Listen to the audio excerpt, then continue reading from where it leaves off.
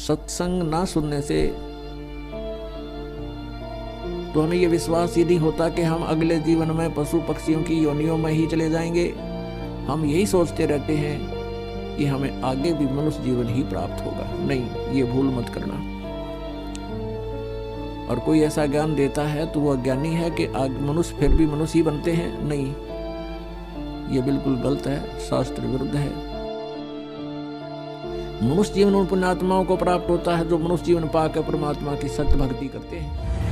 परमात्मा की साधना ना करने से, भक्ति ना करने से राजा भी गधे की योनि को प्राप्त करता है। अब पुण्यात्माओं, एक के उदाहरण से आपको समझ में आ जाना चाहिए। परमात्मा स्वयं आकर के हमें ज्ञान देते हैं। कबीर हरि के नाम बिना ये राजा रसब हो, और मिट्टी लदे कुम्हार के घास ना नीरे कोई। विचारणीय विषय है कि जब राजा भी भक्ति ना करने से पशु योनि में जाएगा तो आम व्यक्ति की क्या स्थिति है। फिर परमात्मा याद दिलाते हैं, कबीर हरि के नाम बिना ये नार कूतिया हो, और गली गली भौंकत फिरे, टूक न डाले कोई। पुण्यात्माओं, सत्संग ना सुनने से तो हमें ये विश्वास ही नहीं होता कि हम अगले जीवन में पशु पक्षियों की योनियों में ही चले जाएंगे। हम यही सोचते रहते हैं कि हमें आगे भी मनुष्य जीवन ही प्राप्त होगा। नहीं, ये भूल मत करना। और कोई ऐसा ज्ञान देता है तो वो अज्ञानी है कि मनुष्य फिर भी मनुष्य ही बनते हैं। नहीं, ये बिल्कुल गलत है, शास्त्र विरुद्ध है। मनुष्य जीवन उन पुण्यात्माओं को प्राप्त होता है जो मनुष्य जीवन पाकर परमात्मा की सत्य भक्ति करते हैं। और मनुष्य जीवन का मुख्य उद्देश्य जो है मोक्ष प्राप्त करना है। मोक्ष प्राप्ति के लिए हमें मनुष्य जीवन प्राप्त हुआ है, अन्यथा इस मनुष्य जीवन की कोई आवश्यकता नहीं। इस मनुष्य जीवन के अंदर प्राणी अन्य प्राणियों से भी ज्यादा दुखी होता है। अन्य प्राणी तो अपना चारा चरा बैठ गए और ये रात को भी टेंशन में रहता है। भक्ति ना करने से इस मनुष्य जीवन की जो उपलब्धि है वो व्यर्थ हो जाती है, इसका उद्देश्य समाप्त हो जाता है। परमात्मा की साधना ना करने से प्राणी के ऊपर क्या आपदाएं आती हैं। बीबी पड़दे रहे थी, डोडी लगे थी बार, अब वो गात उगाड़े फिरती हैं बनकुतिया बाजार। वो पर्दे की सुंदरी सुनो संदेशा मोर, अब गात उगाड़े फिरती हैं और करें सरायों शोर। नक बेसर नक पर बनी वह पैर थी हार हमेल, और सुंदरी से कुतिया बनी सुन साहिब के खेल। जो राजा की रानियां, जिनको हम उच्च घराने की औरतें मानते हैं कि वो इज्जतदार घरों की बेटियां हैं, घरों से बाहर नहीं आती हैं, पर्दों के अंदर रहती हैं। परमात्मा कहते हैं पिछले पुण्य कर्मों से अब वो जो पर्दे में रहती थी और अपने आप को इज्जतदार घरों की बहन बेटियां मानती थी, वो उस लोकलाज के कारण संतों के पास नहीं जा पाई। सत्संग ना सुनने से उनको अपने मूल उद्देश्य का ज्ञान ना हुआ, और वो पिछले पुण्यकर्मी प्राणी थे, जिन कारण से कोई अच्छे धनाढ्य घर में उत्पन्न हुआ, कोई राजा के घर या कोई उच्च अधिकारी के घर वहाँ उसका जन्म और संबंध हुआ, तो पिछले पुण्य जब तक उसके चले तो वो खूब ठाठ से रहे, और सत साधना ना करने से पूर्व जन्म के पुण्य समाप्त हो गए। उन पुण्यों के समाप्त हो जाने से आगे फिर पाप कर्मों का दौर शुरू हुआ। उन पाप कर्मों के कारण फिर वो प्राणी, वो बहन बेटियां जो पर्दों में रहा करती थी, फिर निवस्त्र नगन फिर रही हैं कुतिया बनकर। और अब उनको आहार क्या मिलता है? पहले वो क्या खाती थी? काजू किशमिश युक्त हलवे खीर खाया करती थी। और एक भक्ति ना करने से, परमात्मा की साधना ना करने से उनको क्या मिला? अब वो कुतिया बन गई है। और कुतिया बनकर क्या खा रही है? जैसे पहले धर्मशालाओं में अतिथि रुका करते थे, सरायों में, और वो वहां पर खाना खाते थे। पहले राजघरां में रहती थी जो लड़कियां, अब कुतिया बन करके वहां बैठी है, सामने खाना खाने वाले के सामने बैठी है और एक टक देख रही है, शायद कोई टूक मेरी तरफ आ जा, रोटी का कोई ग्रास मुझे डाल दे। अब व्यक्ति खाना खाने के बाद सोचता है कुत्ता सामने बैठा है, एक टूक डाल दूं, वो ऐसे फेंक दिया जाता है। अब वो पहले काजू किशमिश युक्त हलवे खीर खाने वाली अब क्या खा रही है? वो जूठे टुकड़े और साथ में रेत मिला हुआ। अब परमात्मा याद दिलाते हैं, वो पर्दे की सुंदरी और सुनो संदेशा मोर, अब गातू गाड़े फिरती है वह करे सरायों सोर। अपने आत्माओं, जरा सा भी विचार करके देखोगे तो कितना दुख है, कितना कष्ट है उन पुण्यात्माओं को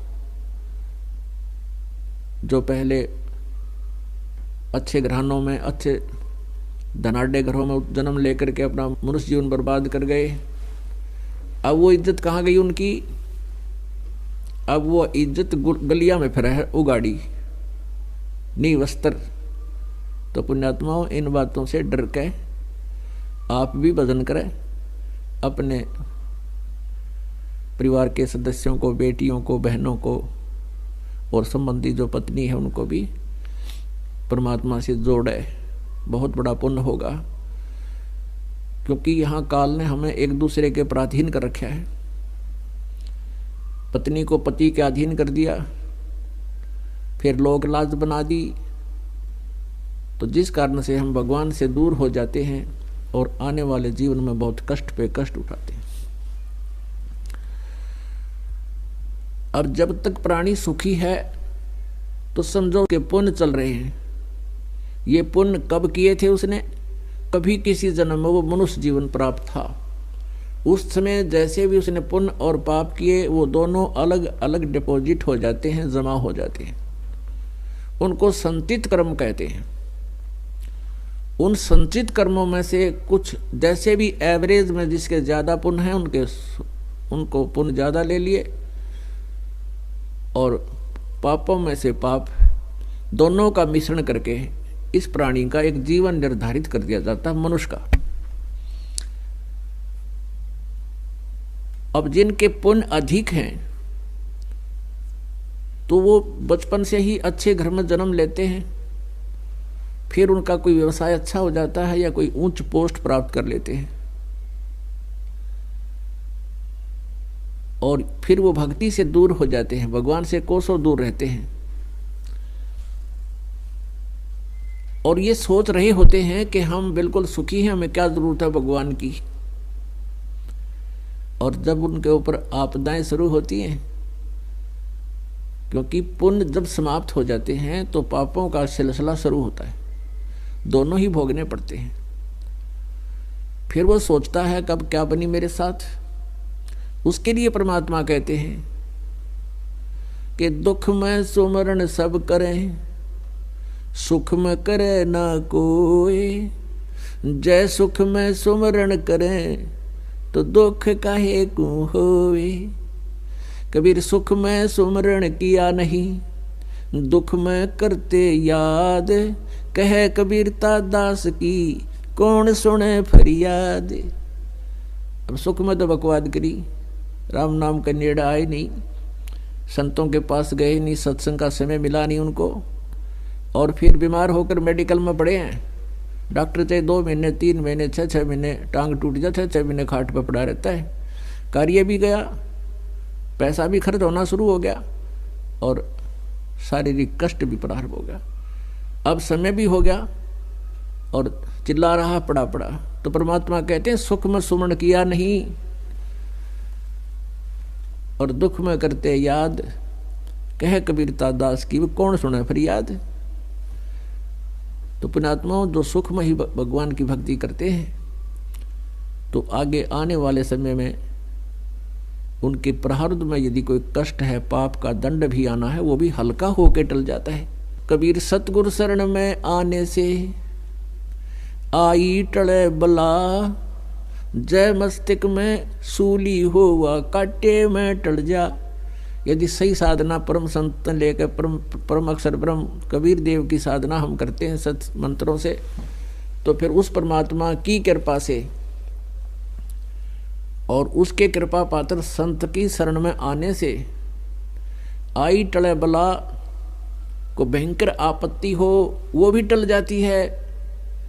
जय भाग्य में सूली हो यानी किसी की मृत्यु दंड हो तो काटे में टल जा, वह काटे में टल जाती है। नमस्कार जी। सत साहेब। क्या नाम है जी आपका? आयुषी वाघमारे। आयुषी, कहाँ से आए हैं आप? मैं उज्जैन एमपी से हूँ। संत रामपाल जी महाराज से आपने नाम दीक्षा कब ली? मैंने 25 मई 2014 में नाम दीक्षा ली थी संत रामपाल जी महाराज जी से। संत रामपाल जी महाराज से नाम दीक्षा लेने से पहले आप कौन सी भक्ति साधनाएं करते थे? जी, मैं बहुत भक्ति करती थी, ब्रह्मा विष्णु महेश, दुर्गा पार्वती शिव, और मैं उज्जैन से बिलोंग करती हूँ तो भोलेनाथ महाकालेश्वर रोज़ जाना आना लगा रहता था। मैं 4 या 5 साल की उम्र में मैंने ना नवरात्रि के छोटी नवरात्रि और बड़ी नवरात्रि दोनों रखना स्टार्ट कर दी थी, क्योंकि घर शुरू से ना माता जी को ज़्यादा माना गया है।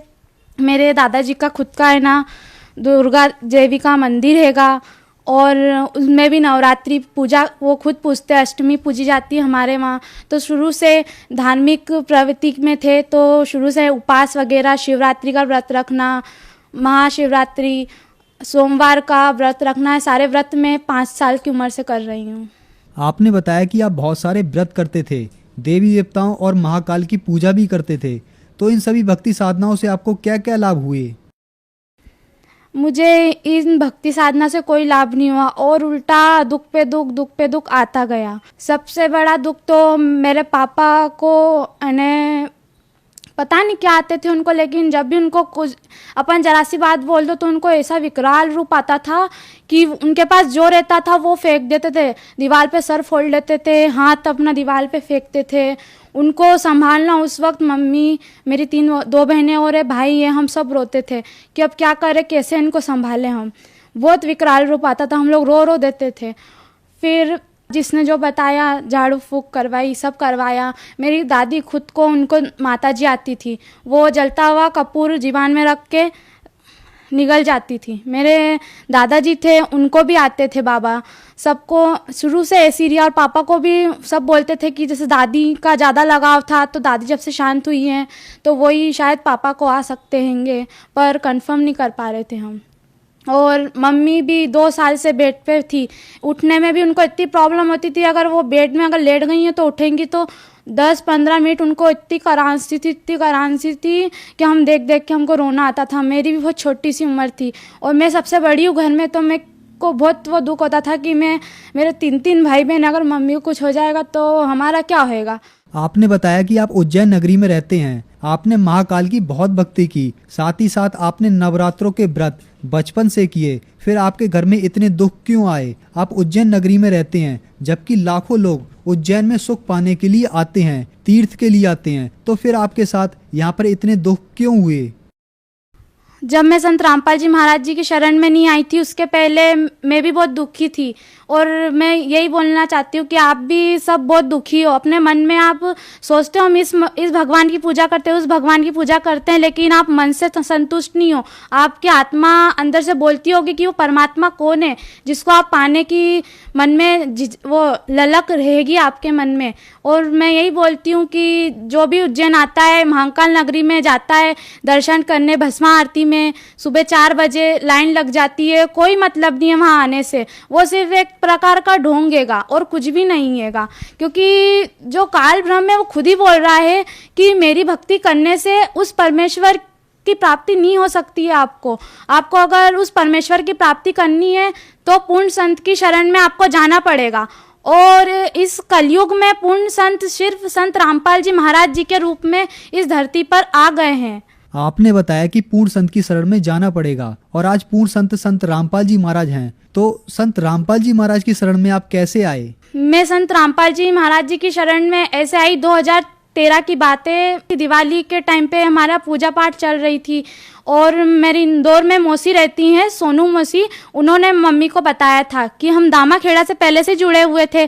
तो उन्होंने बोला कि तुम्हारे जो कबीर परमेश्वर का तुम्हारे घर में फ़ोटो लगा रहता है, ऐसे ना मेरी सोनू मौसी के जो हस्बैंड है वो मौसा जी, वो बोले उनके भाभी के घर में वैसा फ़ोटो लगा रहता है, ऐसा फ़ोटो वाले गुरुजी से, संत रामपाल जी महाराज जी से मैं नाम दीक्षा लेके आया हूँ, तो उनको जाके बताओ कि वो कैसी भक्ति कर रहे, कहाँ से जुड़े हुए हैं, जो उन्होंने अपने को अभी तक संत रामपाल जी महाराज जी के बारे में नहीं बताया।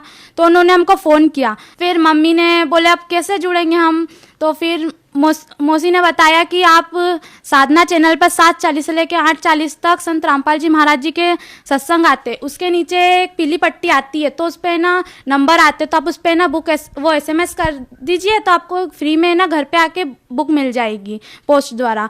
तो हमने ऐसे करा और हमने सत्संग देखना डेली चालू कर दिए। और मेरे मम्मी पापा ने जैसे सत्संग सुने उनके अंदर से आत्मा जाग गई, क्योंकि मेरे पापा शुरू से ही बोलते थे कि इस दुनिया में कोई पूर्ण संत नहीं है, जिस दिन मेरे को मिलेगा तो मैं उसी को गुरु बनाऊंगा। आज तक मेरे पापा ने गुरु नहीं बनाए थे कभी भी, पापा ने गुरु सिर्फ संत रामपाल जी महाराज जी को ही पहला गुरु बनाया है।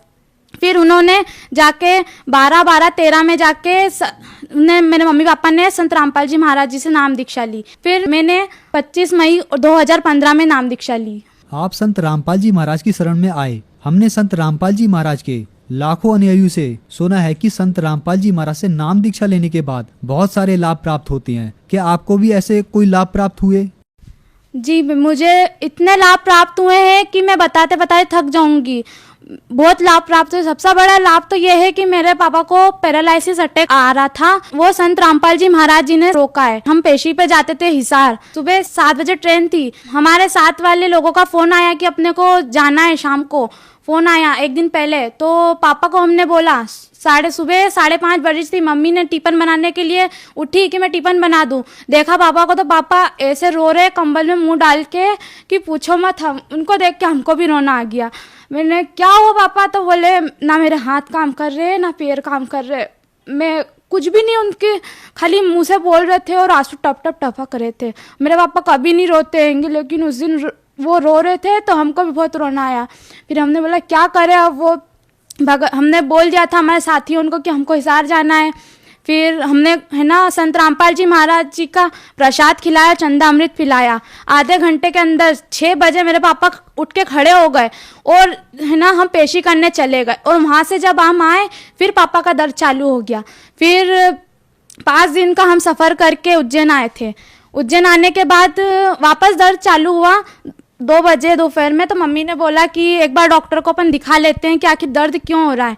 जब डॉक्टर के पास गए तो डॉक्टर ने बोला आईसीयू का पर्चा लाके दो। तो हमने बोला हम कहाँ से लाके देंगे आईसीयू का पर्चा, ये हमारे भगत जी तो वहाँ से आ रहे हैं, वो हिसार पे से पेशी करके आ रहे हैं। तो बोले ऐसा हो ही नहीं सकता हैगा, ये तो पैरालिसिस का मरीज था, इसको किसने करा ऐसा। तो वो जो डॉक्टर साहब हैं उनको पहले से पता है कि हम सतगुरु रामपाल जी महाराज जी की शरण में हैं। तो उन्होंने यही बोला, बंदी छोड़, सतगुरु रामपाल जी महाराज जी की जय, जो आपके जो गुरु हैं उन्हीं ने इनको बचाया, नहीं तो आज ये इंसान नहीं रुक सकता था। पैरालिसिस अटैक था बहुत बड़ा, उनने उनके ऊपर आशीर्वाद रखा है जो उनको बचा लिया है। दूसरा ये था कि जब मेरी मम्मी काल की भक्ति करती थी मम्मी, तो उनसे उठा नहीं जाता था।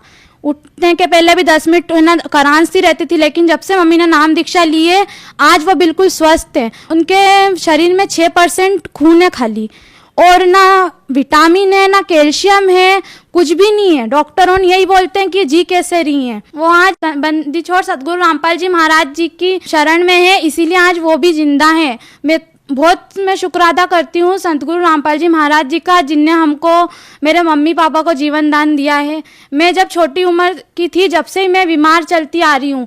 काल की इतनी भक्ति करने के बाद भी बहुत बीमार थी, मैं बहुत बीमार थी। लेकिन जब से मैंने 14 से मालिक की नाम दीक्षा ली है, सिर्फ मेरे को मामूली सा बुखार आता है, बुखार आता भी है, मालिक का चंदा अमृत पीती हूँ, प्रसाद खाती हूँ, मेरा बुखार कहाँ चले जाता है मेरे को नहीं मालूम पड़ता है बिल्कुल भी। एक बार ऐसा हुआ, मैं कॉलेज जा रही थी और हमारा इंदौर गेट पे उज्जैन में हाईवे रोड पे घर हैगा। पहले अब 4 लेन रोड बन गया, लेकिन पहले 4 लेन रोड नहीं था। उधर से ट्रक जाते थे, मैं एक ट्रक उधर से आ रहा था, एक ट्रक इधर से जा रहा था, बीच में मैं थी साइकिल से। सब बोलते हैं लड़कियां आज मर गई, सब बहुत सारे लोग इकट्ठे हो गए थे वहाँ, और मैं निकल के आ गई। ऐसा लगा जैसे किसी ने मेरे को उठा के ट्रक के बाहर रख दिया हो। मम्मी पापा यही बोलते थे को बंदी छोड़ सतगुरु रामपाल जी महाराज जी ने आज जिंदा बचाया है। दूसरी बात ये लाभ हुआ, मैं एक दिन मेरी बहनों के साथ शाम के टाइम पे मार्केट जा रही थी, पीछे से एक काला सांड आता है और मेरे को जोर से फुनकार मारता है। तो मुझे नहीं पता था कौन था वो, मैंने पलट के देखा तो मैंने उसको देखा, लेकिन पास में दुकान वाला बोलता तू इतनी डर क्यों गई, तेरे पास कोई भी नहीं है। और मेरे को काला सांड दिख रहा था, लेकिन और किसी को काला सांड नहीं दिख रहा था। मेरे घर पे आके बताया, मम्मी बोलती वो काल था, तेरे को लेने आया था, तू बंदी छोड़ सतगुरु रामपाल जी महाराज जी के शरण में थी तो तू बच गई, नहीं तो आज तू चली जाती। मैंने छोटी क्लास से मैं जब भी स्कूल में एग्ज़ाम मीटिंग वगैरह रहती थी तो मम्मी पापा जाते थे तो सब मैडम शिकायत करती थी कि ये पढ़ती नहीं है, पढ़ती नहीं है। मैं बहुत परेशान थी। मेरे मम्मी पापा ने पढ़ने लिखने के चक्कर में मेरे को खूब झाड़ फूँक करवाया कि उनका धागा परीक्षा आती, वहाँ का धागा बन जाता मेरे हाथ में, वहाँ का प्रसाद आ जाता कि तू पढ़ेगी ताकि, लेकिन कोई फ़र्क नहीं होता है। लेकिन जब से मैं सतगुरु रामपाल जी महाराज जी के शरण में आई हूँ, आज मेरे 70% से ऊपर ही जाते, कभी नीचे नहीं आते हैंगे। और आज सब सर मैडम यही बोलते हैं कि ये इतना अच्छा पढ़ती है, जो ही सर मैडम पहले बोलते थे कि ये बिल्कुल पढ़ती नहीं है, इसको पढ़ना लिखना छुड़वा दो। आपने बताया कि आपने संत रामपाल जी महाराज से नाम दीक्षा ली और आपका परिवार जो कि बहुत सालों से दुखी था उसको बहुत सारे सुखों का अनुभव हुआ। तो संत रामपाल जी महाराज से नाम दीक्षा कैसे ले सकते हैं? सतगुरु रामपाल जी महाराज जी के सत्संग कई चैनलों पर आ रहे हैं, उनके नीचे एक पट्टी आती है, उस पट्टी में आश्रम का नंबर लिखा रहता है, आप उस पे फ़ोन लगाकर कांटेक्ट कर सकते हैं। आप जिस ज़िले में रहेंगे, जिस गांव में रहेंगे, वहाँ का आपको बता दिया जाएगा। अब हर जिले वाइज नामदान सेंटर खोल दिए गए हैं, आप वहाँ जाकर नाम दीक्षा लेके प्राप्त कर सकते हैं। धन्यवाद जी। सत साहिब।